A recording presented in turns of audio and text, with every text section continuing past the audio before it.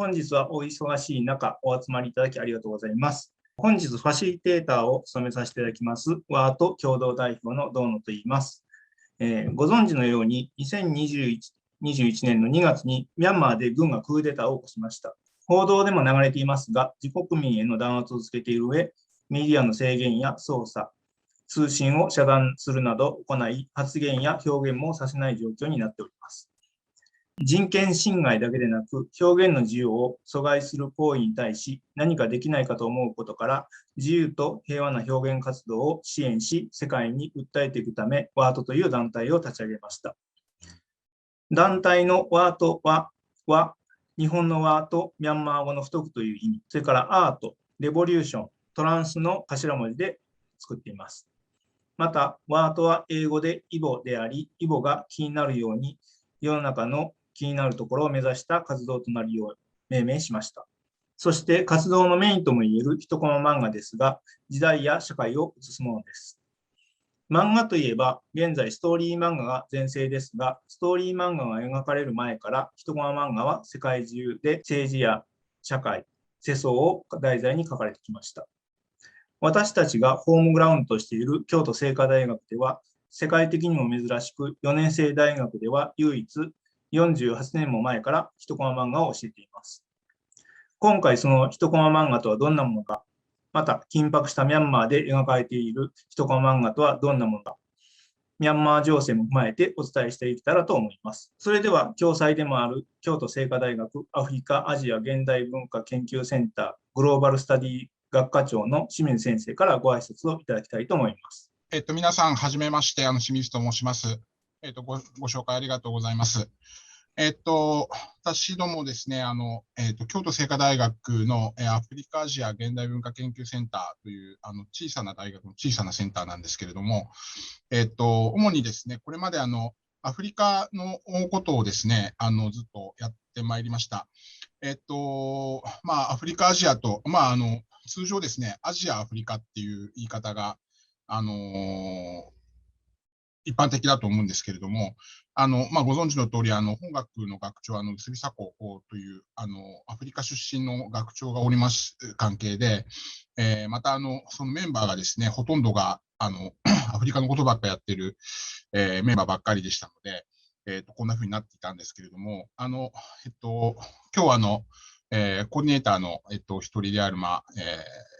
カインさんがですね、参入、入っていただいたおかげでですね、こうして大変興味深い、イベントに、共催させていただくような、機会に恵まれました。ちょっと簡単になんですけれども、私どものセンターなんですが、少しご紹介しておこうと思います。センターの方、アフリカアジア現代文化研究センターの、これ英語の、センター for Africa Asia Contemporary Culture Center っていう名前で、カークスっていう言い方をしているんですけれども、我々はですね、主にこれまで、ヨーロッパですとか、欧米をですね、経由して、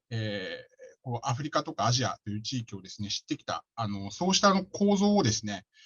もうアジア、もしくはアジア、アフリカというですね、ラインを、どんどん作っていこうという、こうしたコンセプト、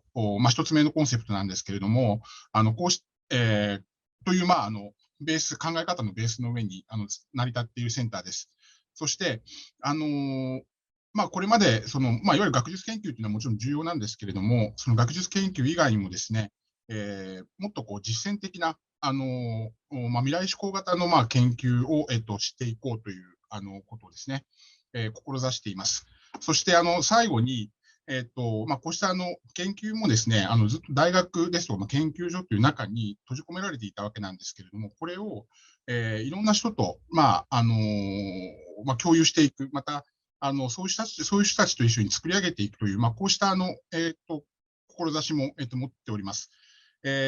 その中でですね、この2つ目、3つ目の、活動、まさに今回のこのイベントに適合するというか、非常にマッチしたイベントなんじゃないかなというふうに思っています。